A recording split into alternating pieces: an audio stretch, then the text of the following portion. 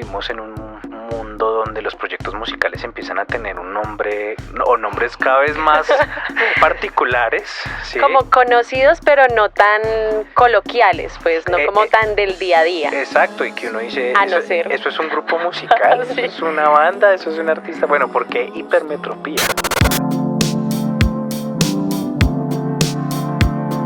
Hola, ¿qué tal? Bienvenidos a una nueva emisión de 30 minutos en el backstage. Hoy tenemos un gran invitado, un invitado de nuestra ciudad, Bogotá, y por supuesto, pues ya nos acompaña en esta oportunidad, en esta noche, Julián Correal, a quien saludo en la producción, y también saludo a mi compañero Julián Moreno. Buenas noches, ¿cómo estás? Buenas noches, Lina, buenas noches a todos los oyentes, a todas las personas que se conectan con 30 minutos en el backstage, pues feliz, emocionado, un nuevo capítulo, una nueva historia y efectivamente pues con un artista bogotano que hace rato no teníamos o una seguidilla de artistas bogotanos, porque pues bueno, pasó con una invitada reciente, pero pues digamos que hemos estado saltando en diferentes ciudades, diferentes países y no solo bogotano, también de la casa de nuestra universidad, la Universidad Nacional de Colombia. Mejor dicho, estamos en confianza. Así Julián, es. antes quisiera recordarle a nuestros oyentes que tenemos redes sociales que pueden ver allí a los artistas que ya nos han acompañado en este espacio, conocer algunos fragmentos de esas entrevistas, esos momentos como importantes que hemos tenido aquí, así que vayan a Instagram, TikTok, YouTube, nos encuentran como 30MN en el backstage. Ahora sí. Bueno, entonces, ahí está la invitación y es que hoy, para todos los oyentes, tenemos a un músico, cantante, productor, arreglista, compositor, un el hombre orquesta que lo puede hacer de todo y pues él nos decía fuera de micrófonos que es como la vida del emprendedor, ¿no? Sí, que le toca así como hacer de todo al comienzo y pues hablamos de Mateo Lombana Muñoz con su proyecto Hipermetropía, un joven bogotano de 28 años de edad y quien nos acompaña aquí en 30 minutos en el backstage. Mateo, bienvenido. Hola, muchas gracias por la invitación. Bueno, Mateo, yo creo que la primera pregunta y más en esta ocasión, y es que ahorita vivimos en un mundo donde los proyectos musicales empiezan a tener un nombre o nombres cada vez más particulares, ¿sí? Como conocidos, pero no tan coloquiales, pues no como tan del día a día. Exacto, y que uno dice, A no ser. eso es un grupo musical, Sí. eso es una banda, eso es un artista. Bueno, ¿por qué Hipermetropía? Bueno, eso es como una llegada un poco atropellada realmente porque yo necesitaba un nombre para el proyecto y no quería ponerle Mateo Lombana o buscarme un nombre artístico, sí, como en esas épocas donde uno busca, ¿cómo Mateo se llama? Music. Sí, o ¿cómo se llama? Daddy Yankee, Ramón, no sé qué. Sí, algo ok. así. Entonces, como que no quería tampoco llegar a eso. Entonces, un día, no sé, pensándolo mucho, llegué como a ese nombre de Hipermetropía por revisar una fórmula médica. Entonces me pareció muy curioso porque yo decía, pucha, es una vaina que de pronto me conecta con mucha gente porque todo el mundo tiene algo, hipermetropía, astigmatismo, lo que sea. Entonces me sonó el nombre y se lo consulté con unos amigos y les dije como, venga, me suena hipermetropía, ¿le suena? Bueno, sí, me parece. Entonces llegamos como a eso. Y escogí ese nombre y también viendo también esos nombres de las bandas árticas, entonces también como que me causó un poco de gracia y dije, bueno, tal vez yo soy la representación física de esa banda. Entonces, Hipermetropía, trastorno de la vista que provoca que los objetos cercanos se vean borrosos. Sí soy. Sí, soy. Sí, Venga, se identifica. Pero hablando de eso, invitando a nuestros oyentes a que vayan a las redes sociales de Mateo, de Hipermetropía. Las fotos y las imágenes también tienen mucho que ver, ¿no? Porque se ven como borrosas, como nublosas, como vintage, como oscuras. Sí, ay, se me dañaron mis gafas. Sí, esa era como la idea, justamente. Las primeras imágenes son unas ilustraciones y mostraban un poquito como eso. De hecho, el nombre está hecho como en la tabla esta que uno le ponen en el examen. Me pareció curioso. Y el objeto con el que le hacen a uno el examen que se llama Foropter. También yo cuando era pequeño veía ese aparato y decía, pues pucha, eso parece una mariposa y un animal ahí extraño. Y esa imagen siempre me causó como cierta intriga. Entonces me gustó mucho tomar como ese icono para ese primer momento, que era Hipermetropía, porque ya en este momento es otra la visión un poco de esa imagen de ese momento, pues. Bueno, momentos.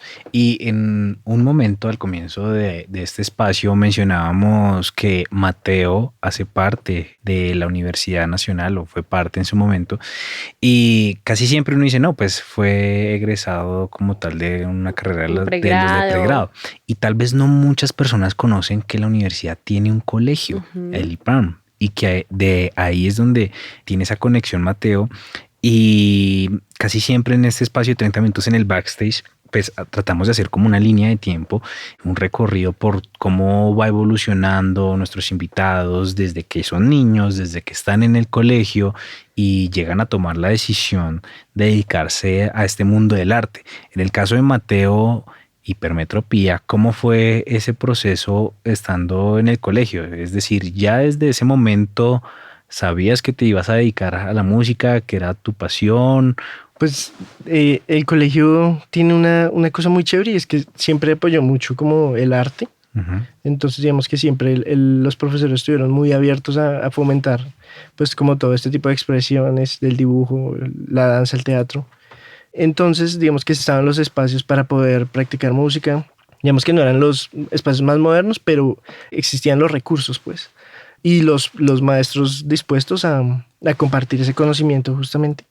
Y yo siempre tuve como ese anhelo de hacer música.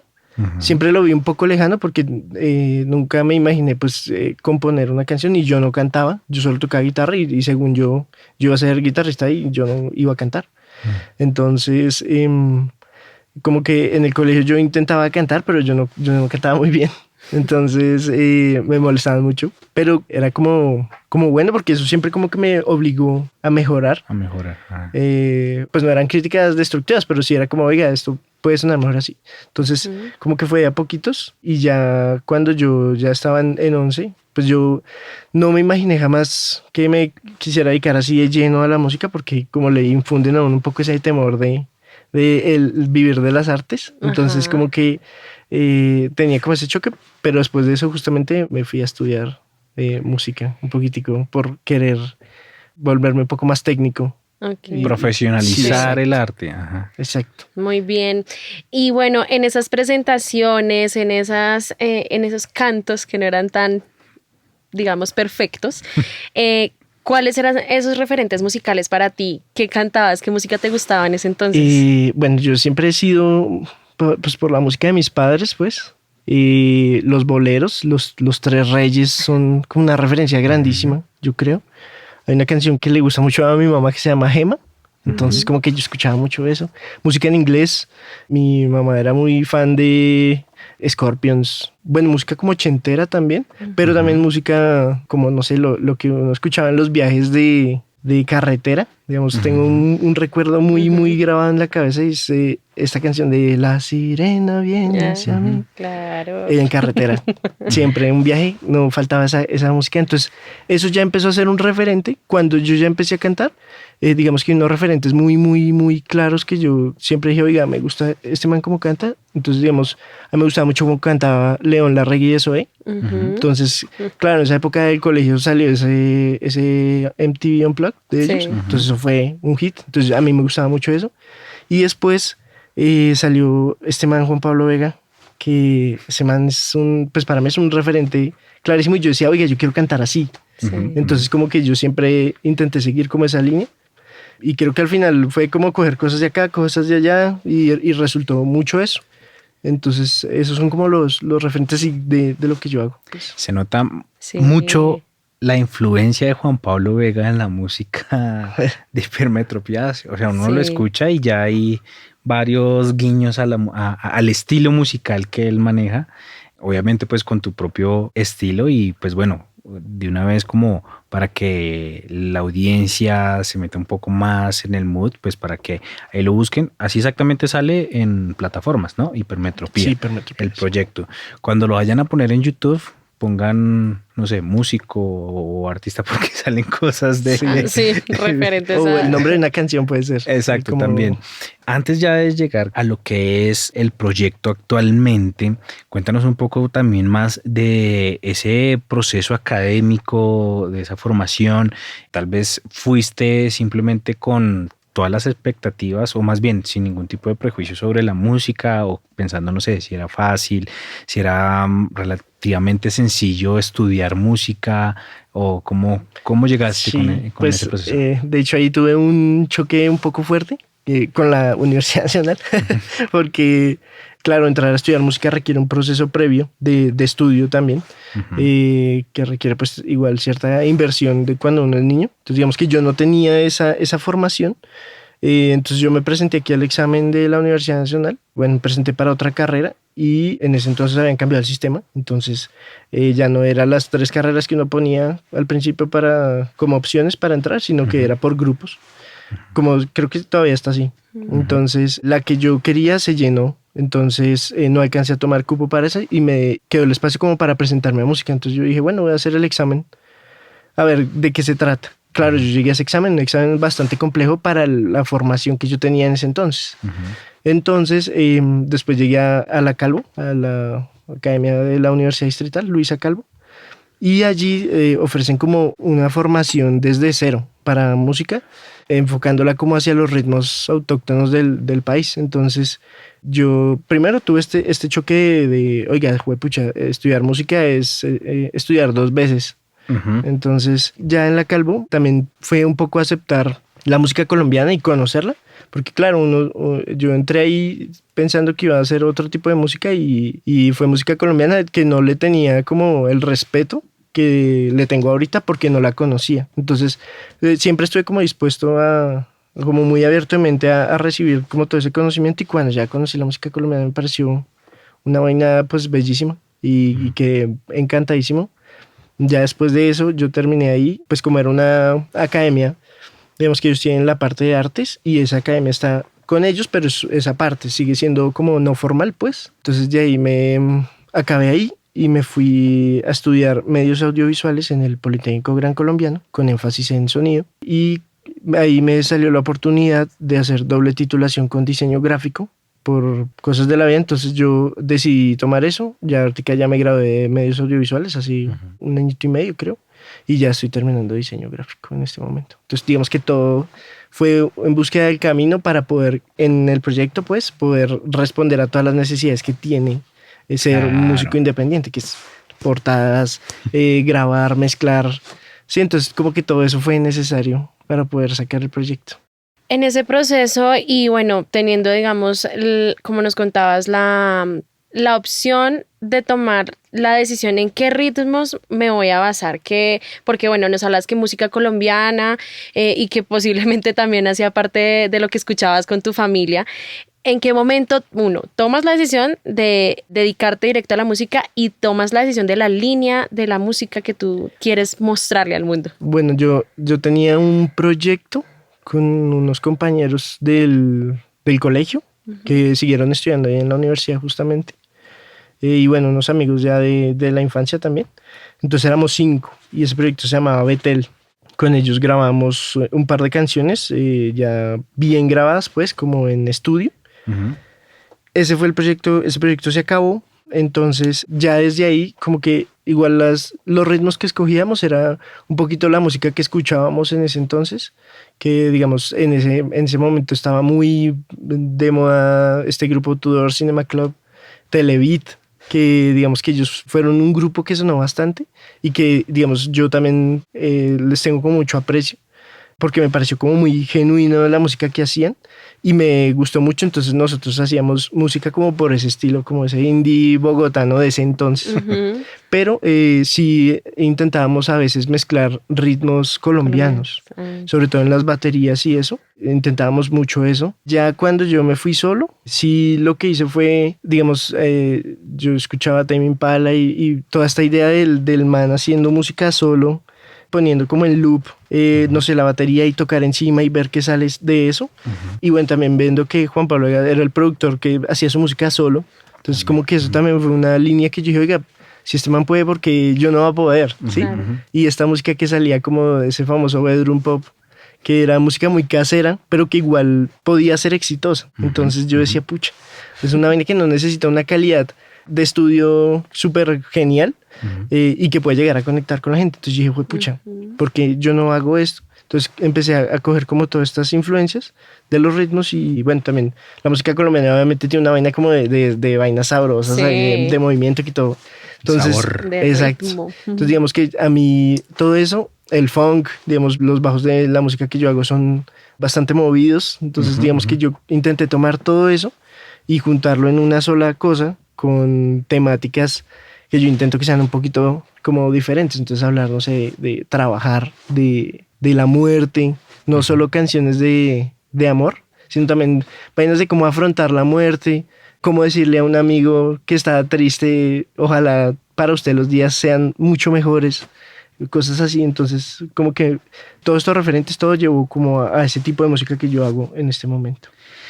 Bueno, se va pasando rápido el tiempo, Lina, y hay todavía muchas cosas de qué hablar.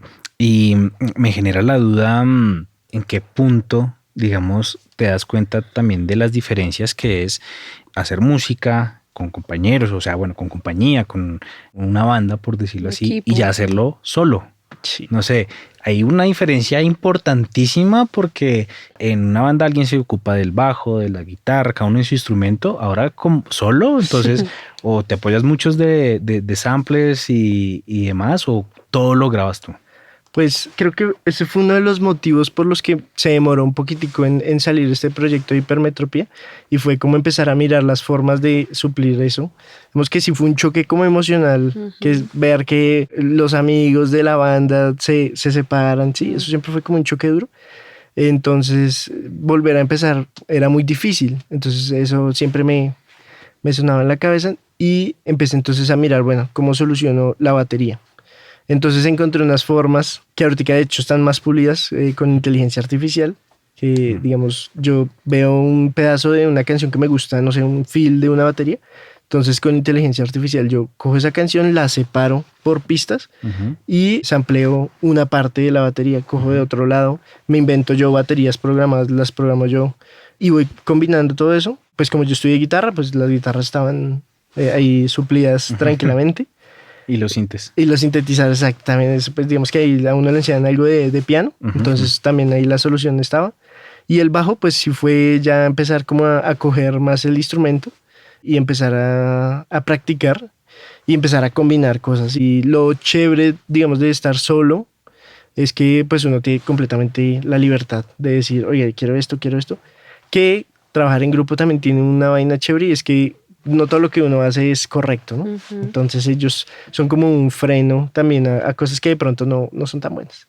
Pero digamos que este proyecto es como un experimento también a todas las cosas que yo hago, entonces... Digamos que en ese proceso creativo que haces al componer las canciones, a producirlas, supongo yo, o no sé, pues ya que dices que las demás personas son un filtro, pues también pides un apoyo a terceros, o lo que te salga y dices así queda. Pues digamos que como que pedir aprobaciones de los demás a veces genera más inseguridades que como aciertos. Entonces digamos, a veces sí pido como venga, escucha esta canción, ¿qué le parece? Pero nada así muy como no, cámbiale, no, porque entonces sí empieza a volverse un poco difícil hacer la música así. Que realmente este proyecto, más allá de que sea exitoso, es como intentar de verdad plasmar lo que yo siento en una canción, y afortunadamente y tristemente hay gente que se siente identificada con, digo triste porque hay canciones muy tristes, entonces como que ver que la gente dice como, ay, pucha, esa canción me pega muy duro, es como, pucha, lo siento, pero... es bonito que se identifiquen. No, y es que las canciones tristes, aún así uno no esté pasando por esos momentos, o me pasa, que uno disfruta esas letras, esa sensación, esa melancolía, así uno no esté pasando por eso. Sí, y pues eso uno es disfruta esas canciones. Eso es cierto, pero bueno, ya nos queda muy poco tiempo y por supuesto tenemos que hablar sobre el álbum Los días sin ver el sol, que fue lanzado el 20 de febrero y que por supuesto tiene que ver mucho, por lo que vi, de ese día a día de las personas donde pasan sin ver el sol. Sí. ¿Cómo empezó todo este proceso? Porque primero empezaste a sacar sencillos y ahora lo conviertes en un álbum. Pues yo ya tenía hecho un par de canciones y digamos que llegar a lo de Los días sin ver el sol, pues el nombre es recordar épocas de cuando estaba yo chiquito y yo tenía una vaina acá en el colegio que se llamaba Jornada Alterna, que era que nos dejaban digamos, los papás que estaban un poco ocupados en sus labores, dejaban a los hijos con profesores en unas jornadas extra clase para extracurriculares, que uno ajá. pudiera adelantar tareas, Ajá. bueno, y un apoyo como a los papás. Entonces yo salía a la casa y llegábamos de noche, pero había días en que sí llegábamos de día y yo recuerdo que mi mamá decía como, uy, pucha, hoy llegué temprano, llegué con sol, ¿sí? Entonces, y yo veía que eso era como motivante. Ay, Claro, sí. yo crecí, empecé a trabajar y yo me acuerdo que yo salía tan temprano que no veía la luz del sol porque salía en pura madrugada y llegaba a mi casa de noche. Entonces yo decía, pucha, no estoy aprovechando los días. Y cuando llegaba de día, yo decía, pucha, realmente llegar con luz del sol es muy... Emocionante. Sí, es muy estimulante y eso es como Sí. muy latino, que uno llega a la casa de día y uno dice, hijo de pucha, y es, o sea, es tan estimulante que realmente la gente llega y dice, hoy tengo tiempo para hacer más cosas, no solo llegar, cocinar, echarme a dormir. Yo creo que es algo que nos pega a A muchos todos. bogotanos, tal vez también por la rutina, Uy, el sí. transporte Sí. y demás. Y creo que también es como no solo cuando uno está en el trabajo, sino el estar presente, ¿no? El darse cuenta qué es lo que está pasando, ¿no? Sí, Ahí, pues bueno, estamos en el backstage, en el backstage de Mateo. ¿Cómo es precisamente tu backstage? ¿Cómo te preparas para ponerte ya a componer, a crear? ¿Cómo es ese proceso? bueno, digamos que yo tengo como un espacio, es un cuartico súper chiquito, es un cuadrado realmente como de 3x3. Yo ahí tengo unos equipos, y entonces yo conecto todo y digamos a veces llego con cosas ya claras, cosas que he hecho de guitarras o melodías, o a veces llego y conecto y digo, oiga, quiero una batería así. Entonces empiezo a poner y sobre eso empiezo a tocar. Y digamos a veces llego a cosas muy chéveres, entonces dejo ahí lupeado. Me salgo del cuarto, me pongo a caminar mientras escucho la música fuerte y empiezo a tararear cosas. O a veces ya la letra está y empiezo más bien a instrumentalizar. Pero siempre llego con una idea clara de qué quiero hablar. Digamos, una canción así, hay una que se llama Nunca se acaba. Esa canción habla de afrontar la muerte. Digamos, y fue una muerte que yo creo que le duele a todo el mundo. A mí se me murió mi mascota hace unos 2 añitos. Y yo me acuerdo que yo sentía como en ella, más que una mascota, era como una amiga, ¿sí? Claro. Entonces nos acompañábamos. Entonces digamos que yo quería retratar eso de, oiga, usted se va, pero yo soy el que se queda acá esperándola. Y ojalá usted piense en mí, y así como uno piensa en ellos, pues, y que a pesar de que las vainas avanzan y se superan un poco, nunca se acaban. Ese dolor siempre lo acompaña a uno. Entonces hice esa canción justamente como con esa temática. Entonces esos son los temas que sí o sí tienen que estar claros. Bueno, pues ya se nos está terminando ahora sí el tiempo y vamos a hacer unas preguntas rápidas y concisas para conocer a Mateo, ya como Mateo. Y a propósito de eso que hablas, un lugar que te inspire a la hora de componer o escribir. Mi casa. Una palabra que defina tus canciones. Tranquilidad. ¿Qué te gusta además de la música? El diseño. Una frase o palabra que te hubiese gustado escuchar al inicio de tu carrera musical. Una frase de Picasso, que la creatividad ojalá nos pille trabajando. Así es. Canción favorita de tu creación. Nunca se acaba, creo que es mi favorita de todas. ¿Qué tuviste que aprender hasta el momento sobre la música? Así a las malas que tú digas, me tocó. Que hay que domar el ego no se va, hay que domarlo, y que nunca es tarde para volver a empezar. Y finalmente, ¿cómo quieres que te recuerden? Ojalá como su artista emergente favorito, que aún no emerge. Emergiendo. Bueno, Mateo, ya ahora sí, para finalizar, pues te dejamos los micrófonos abiertos para que uno le dejes un mensaje a los oyentes, algún consejo para esas personas que sueñan todavía con empezar un proyecto musical y también para que les hagas la invitación a escuchar tu música. Bueno, primero yo creo que esto sí es un consejo para todos, los músicos, que sean muy honestos con ustedes mismos, que canten y hagan la música que les sale del alma. Seguramente no pueda ser la música más comercial, pero seguramente llegué a ver a alguien que se identifique y invitarlos a mis redes sociales, Instagram, hipermetropía.mp3, así me encuentran, y TikTok también, hipermetropía.mp3, ahí subo los detrás de cómo hago mi música, mostrándoles un poquito como el proceso. Y en Spotify, Hipermetropía, ahí hay una foto de un barrio de una persona con gafas, ese soy yo. Y ya que se escuchen el álbum de Los días sin ver el sol, 9 canciones hiper mega tristes para que se las compartan a sus amigos los alternos. Muy bien, pues ahí está la invitación, Hipermetropía, para que vayan y también vean toda esa imagen que ha creado Mateo, porque bueno, no solamente como lo hablamos es musicalmente, sino también la parte gráfica. Le agradecemos a Mateo nuevamente, en la producción Julián Correal, a Julián Moreno, mi compañero, les habla Lina María Cabrejo. Nos escuchamos en la próxima emisión con nuevos invitados aquí en 30 minutos en el Backstage.